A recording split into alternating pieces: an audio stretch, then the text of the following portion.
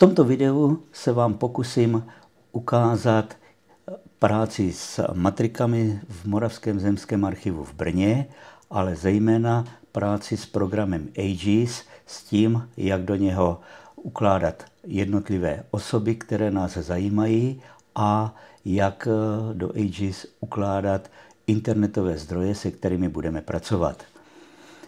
Začínáme v Aegis úplně novým rodokmenem a tedy úplně novou osobou.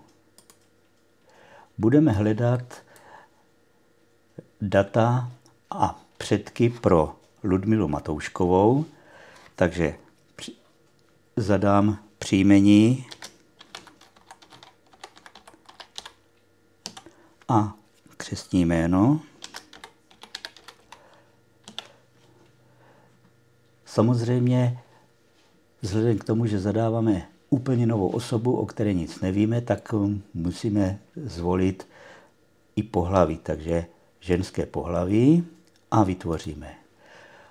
Otevře se nám okno pro editaci osoby a o Ludmile Matouškové víme, že se narodila 25.10.1909 v Mikulovicích.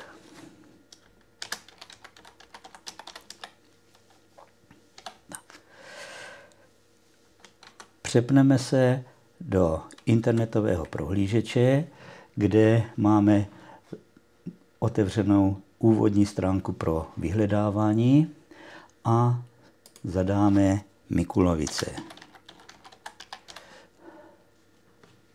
Musíme vědět v tomto konkrétním případě, o které Mikulovice se jedná. My víme, že se narodila v Mikulovicích na Znojemsku. Zde máme přehled všech matrik, které jsou pro Mikulovice k dispozici zdigitalizované a online přístupné.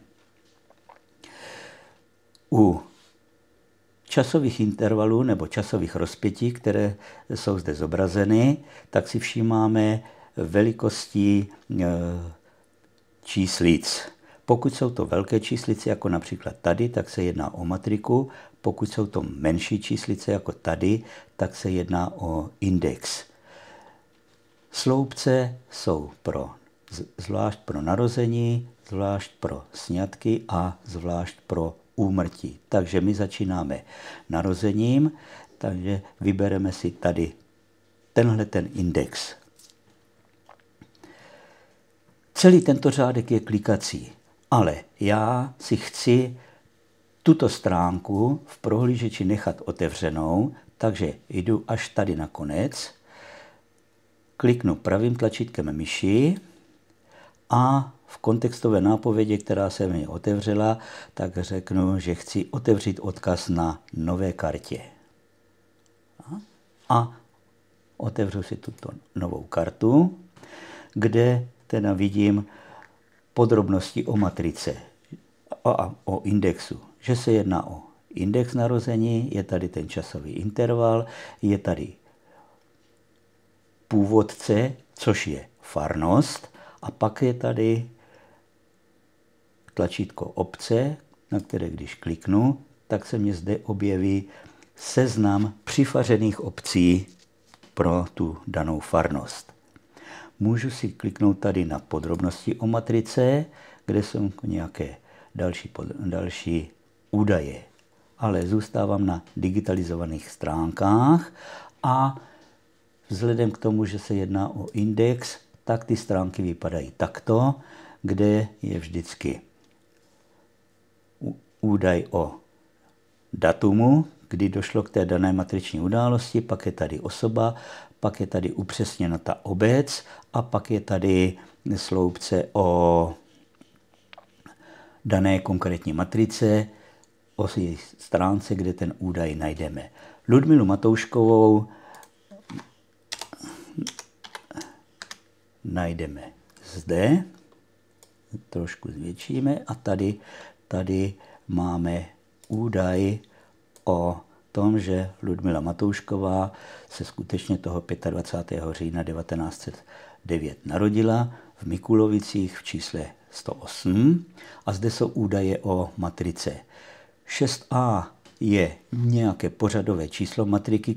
To číslování zavedli faráři už někdy dávno v minulosti, v 18. století a postupuje se pořád dál. Každé farnosti je to vedeno nějak jinak. Zde faráři použili kombinaci čísla a velkého písmene a 218 je stránka neboli pagína té matriky, kde ten daný údaj o narození najdeme. Tak a tento internetový zdroj si vložíme do Aegis. Takže přepnu se do programu Aegis, přepnu se na zdroje a zde přidám zdroje. A teď se dostáváme k tomu velmi důležitému postupu, jaký zvolit. Doporučuji zvolit zadávání názvů tak, aby to bylo jednoznačné a hlavně přehledné. Domnívám se, že tu přehlednost bude nejlépe ukazovat, pokud to budeme zadávat tak, aby se ty zdroje řadily podle abecedy. Takže já tam napíši Mikulovice,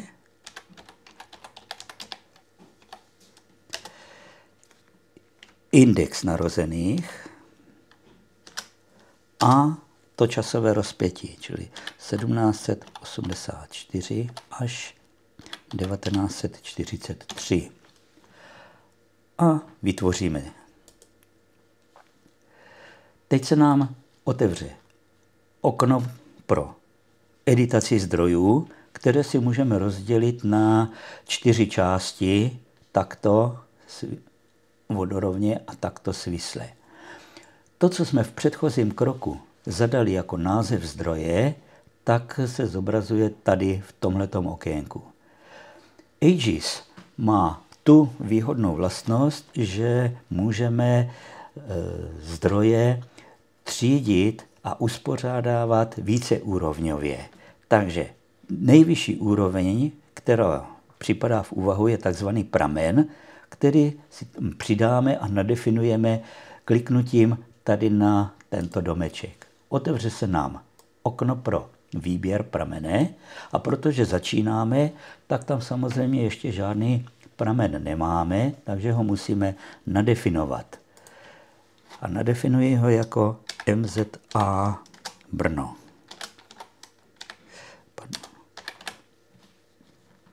Vytvořím.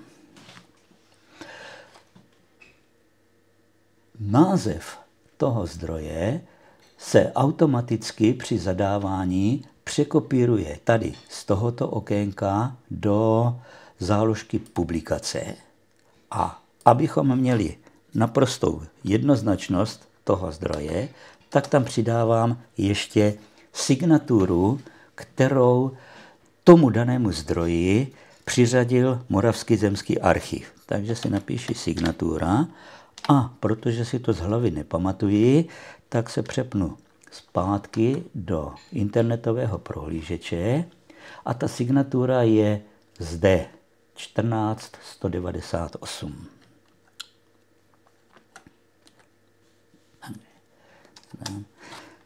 14198.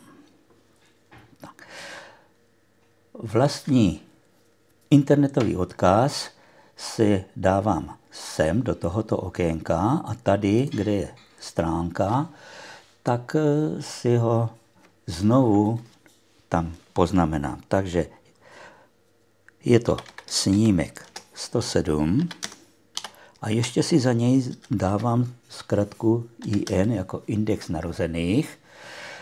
A to z toho důvodu, aby v tom okně osoby, až tam těch zdrojů budu mít víc, tak ta zkratka na konci toho názvu mi vizuálně zrak navede na ten konkrétní zápis, který budu potřebovat. A opět tedy v internetovém prohlížeči kliknu do adresního řádku, dvojklikem Ctrl+C si ho skopíruju do schránky a sem dvojklikem Ctrl+V vložím. Okno pro zdroje můžu zavřít a zde v okně osoby mám to v tom tvaru, v jakém si to já představuji. Mikulovice, časový interval a ten daný zápis je v indexu na snímku 107. Vrátím se do editace základních genealogických informací a pamatuji si, že teda Ludmila Matoušková se v těch Mikulovicích narodila v čísle 108. Přepneme se zpátky a potřebujeme tedy se dostat do matriky narození 6a a na stránku 218. Já se přepnu do této záložky a podívám se na matriky narození. Jsou tady k dispozici dvě pro rok 1909 a my se musíme rozhodnout, v které budeme hledat. Tato je pro 5 přifařených obcí, tato je pro 3 přifařené obce, takže já vyberu tu druhou a opět stejným postupem pravým tlačítkem myši na tlačítko zobrazit a otevřít odkaz na nové kartě. A když se dostanu na tuto kartu, tak jsem v matrice narození pro roky 1878 až 1910. Když kliknu na podrobnosti o matrice, tak vidím, že je to svazek 6a, který právě potřebujeme, tak jak je to uvedeno v tom indexu. Vrátím se zpátky na digitalizované stránky a najdeme rok 1909 v rychlosti. Rok 1909 a zde tento řádek, zápis, je zápis o narození Ludmily, otec Matoušek František. Vidíme, že je zde spousta podrobností a všechny tady tyhle podrobnosti jsou pro nás velmi důležité. Takže kromě toho, že víme tedy, že otec Ludmily je Matoušek František, tak zde čteme, že je kolář v Mikulovicích, že je manželský syn Františka Matouška, rolníka v Mikulovicích a jeho manželky Marie rozené Vyklické a že se narodil 27.2.1875. Takže všechny tyto údaje postupně zapíšeme do Aegis. Takže klikneme zde na ikonu osoby a otec je Matoušek František.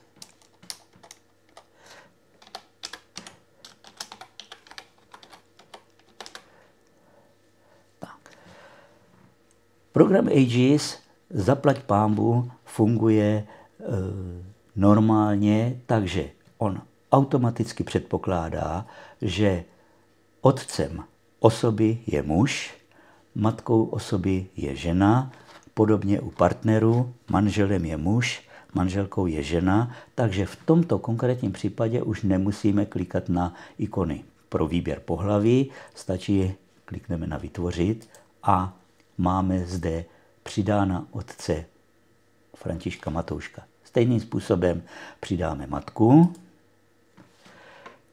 Ta se jmenovala Hosová Valburga.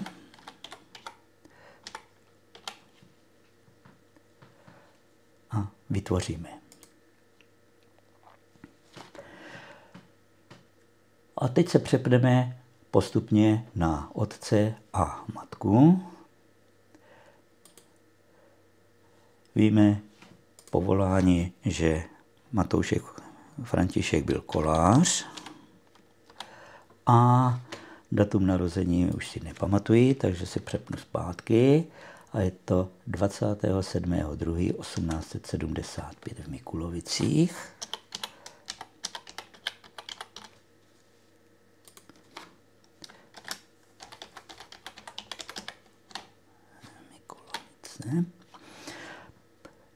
Tímto tlačítkem se přepnu na partnera, čili na Walburgu Hosovou. Opět se podívám, kdy se narodila. Bylo to 25.2.1877 v Mikulovicích. Vidíme, že Aegis už nám napovídá zbytek toho názvu nebo obce, takže už to nemusíme dopisovat. A víme, že se brali 31.1900. Předpokládám, že v Mikulovicích, protože sňatky bývaly v rodišti nevěsty a pokud ona pocházela z Mikulovic, tak se dá předpokládat, že i ten sňatek byl v Mikulovicích.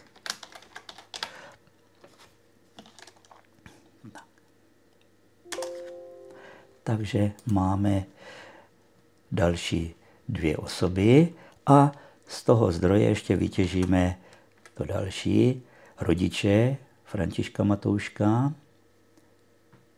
byl to také František Matoušek a Marie Rozená Vyklická. Takže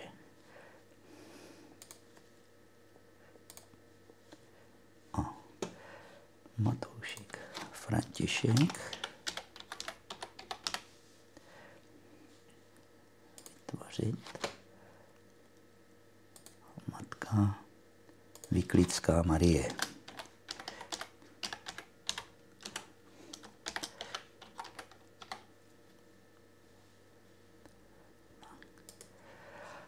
Podobně zadáme rodiče Walburgy Hosové,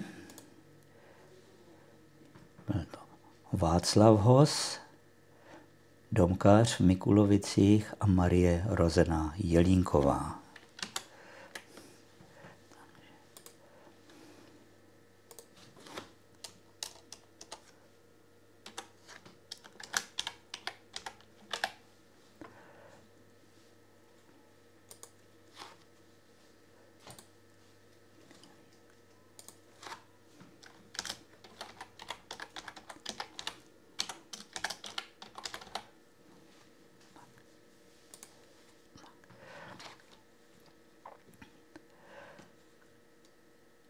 Tady tímhletím zeleným puntíkem se přepneme zpátky na dítě, čili na Ludmilu Matouškovou a ukážeme si graf osob, které už jsme do Aegis přidali. Takže zde grafy, vybereme typ grafu předci, Ludmila Matoušková je předvolená osoba, nebo předvybraná, takže klikneme jenom zde na tlačítko a máme už takovýto graf předků.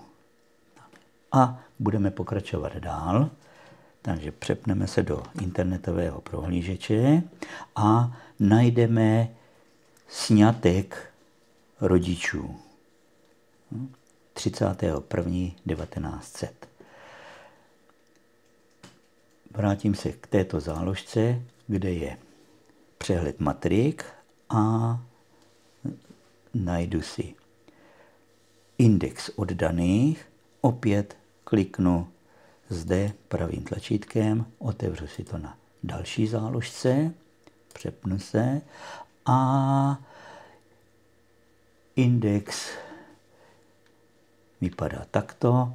Najdu Matouškovi, rok 1900, zde vidím Matoušek František, Hosová Walburga, matrice 5a na straně 125, ale ještě předtím, než ho vyhledáme v matrice, tak si tento internetový zdroj opět uložíme do Aegis. Takže abych to urychlil, tak už kliknu zde do adresního řádku, vložím do schránky,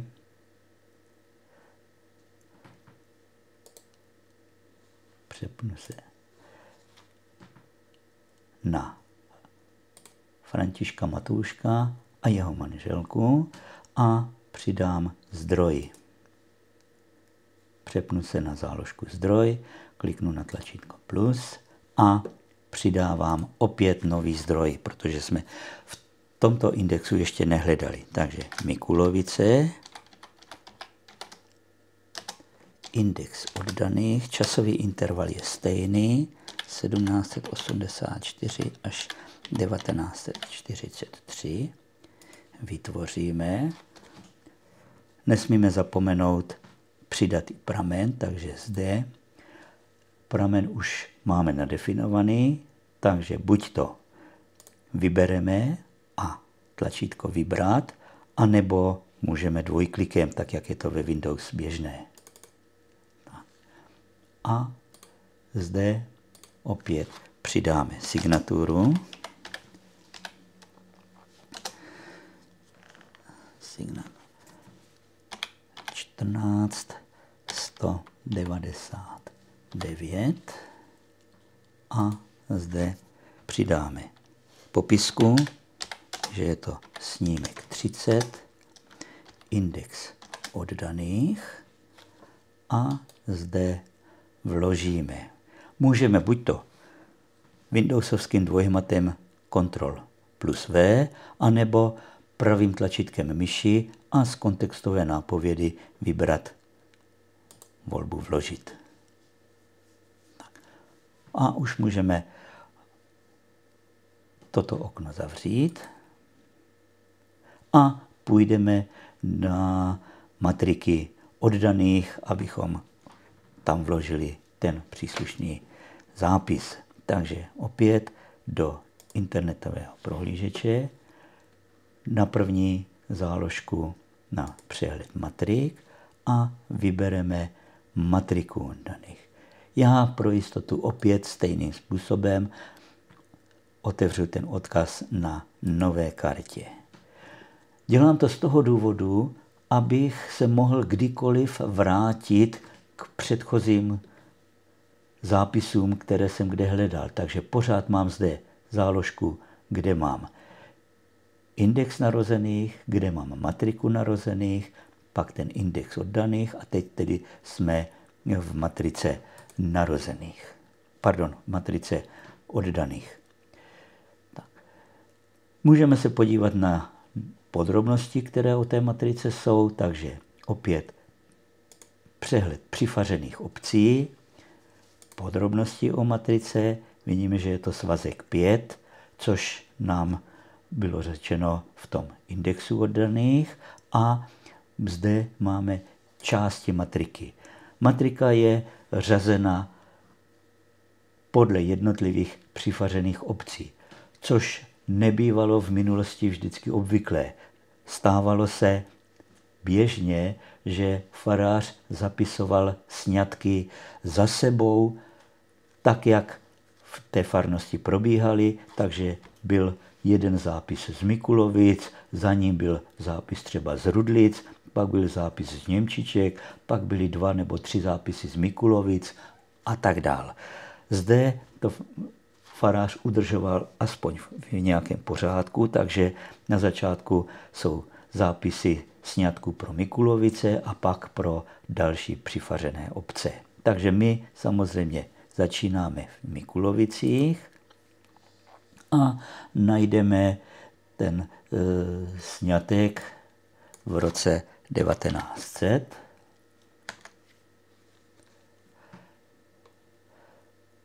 No. Zde si mohu kliknout na tenhle ten zámeček a ten mi potom by měl udržet zobrazení v tom zvětšení, které si najdu. Takže zde vidíme ženich Matoušek František, nevěsta Hosová Valburga. Takže opět tento internetový zdroj vložíme do Aegis. Takže stejným způsobem přidáme další zdroj.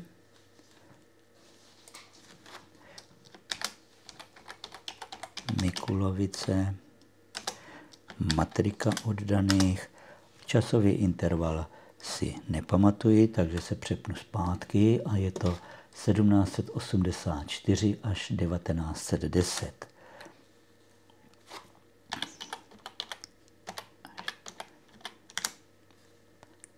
Vytvořím, opět přidám pramen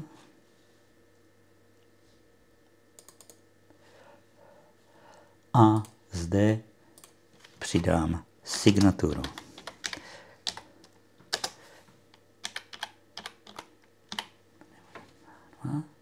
A poslední krok,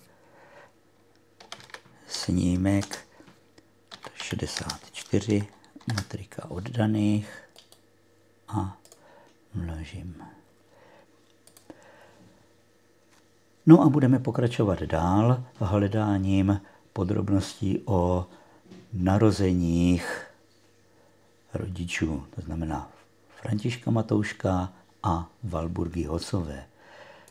Takže vrátíme se do internetového prohlížeče na přehled matrik a vzhledem k tomu, že index narozených pokrývá poměrně velké časové rozpětí, tak toho Františka Matouška budeme hledat zde v roce 1875. Takže tady jsme 1885, takže se přepneme na snímek zpět a najdeme rok 1875 a zde vidíme psáno německy Mataušek Franz, narozený 27. februára 1875. Takže pro Františka Matouška tento internetový odkaz vložíme i jako zdroj.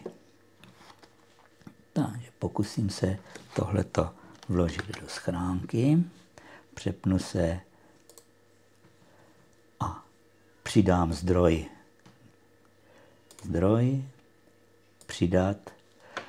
A teď už nebudeme zadávat nový zdroj, protože ten index narozených už máme nadefinovaný. Takže zde jenom dvojklikem ho vybereme a zde přidáme podrobnosti, že je to snímek 106, index narozených a vložíme. Tady bych se zastavil a poukázal na to, že máme jeden zdroj, nějakou matriku nebo index a v tom zdroji můžeme hledat více osob, analéza. Takže zde se potom postupně tvoří přehled těch osob, pro které jsme nějaký genealogický údaj v tom daném zdroji našli. Takže jako první jsme hledali v indexu narození Ludmilu Matouškovou a jako druhého jsme hledali i jejího otce Františka Matouška. Zavřeme a to samé uděláme pro matriku narození. Takže přepneme se a potřebujeme najít matriku narození pro rok 1875.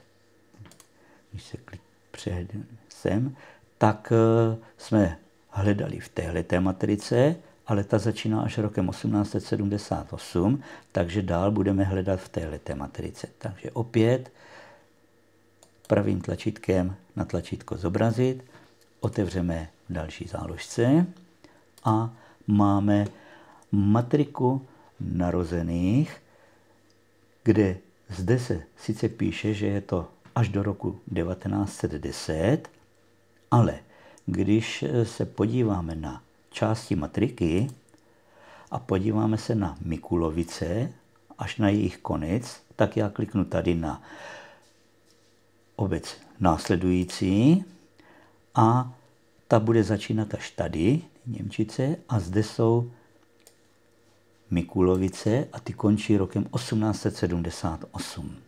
Takže jsme na správné matrice. Takže zde najdeme narození Františka Matouška.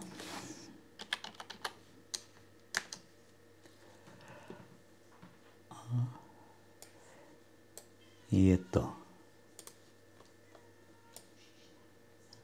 zde Matoušek František jako otec a syn František Matoušek, narozený 27. února, pokřtěný 28. února.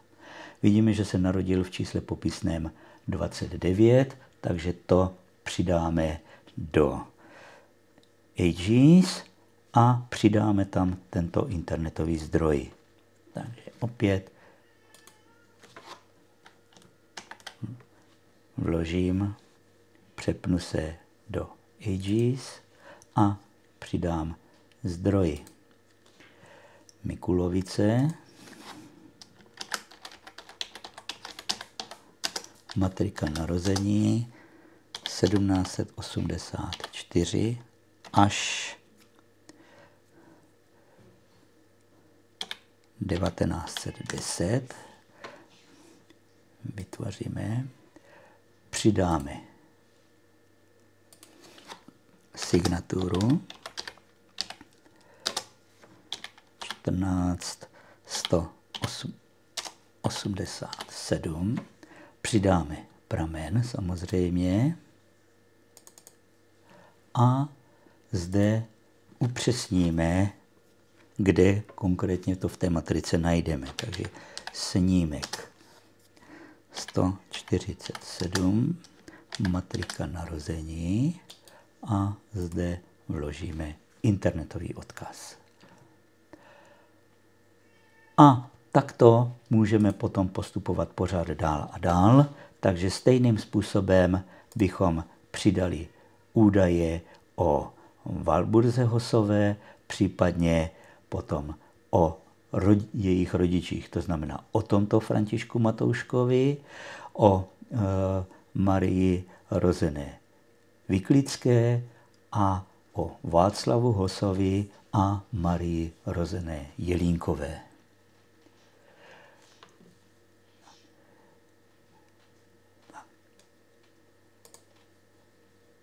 Já doufám, že tento postup vám usnadní vlastní genealogické bádání a zejména práci s programem Aegis.